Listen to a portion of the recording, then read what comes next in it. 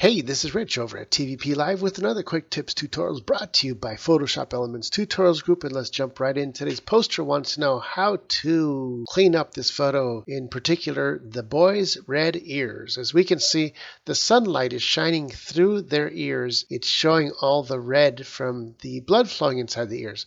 This is actually a pretty simple fix. What we want to do basically is make a copy and then change the color of the ears. It's really simple. So I'm going to take this layer, the single layer that we started with. I'm going to right click up here and hit duplicate layer, and that will make us a duplicate on the bottom here. So let's go ahead and turn that bottom layer off and stay on this top layer. I'm going to zoom in and basically just erase the redness using the eraser. So grab a soft brush. Oh gosh, let's say somewhere about 9 point. That's a little bit big, so let's make this about 7 points, and that looks good.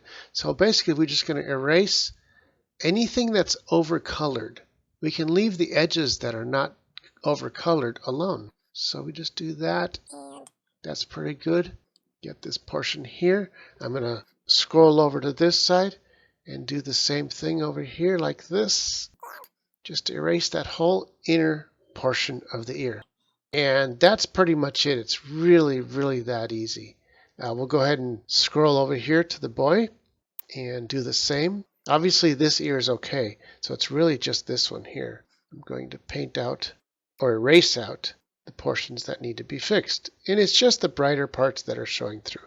Alright, so that's pretty much it. So now we can turn the background layer on. As soon as we turn it on, those ears pop back. You see I'm toggling back and forth. But all we have to do is choose that background, go on over to Enhance, Color, Adjust Hue and Saturation, and watch their ears. I'm going to play with the hue here just to show you what happens. Look at the ears. We got us a color light show, so we can just go back and forth. This is great for Halloween, right?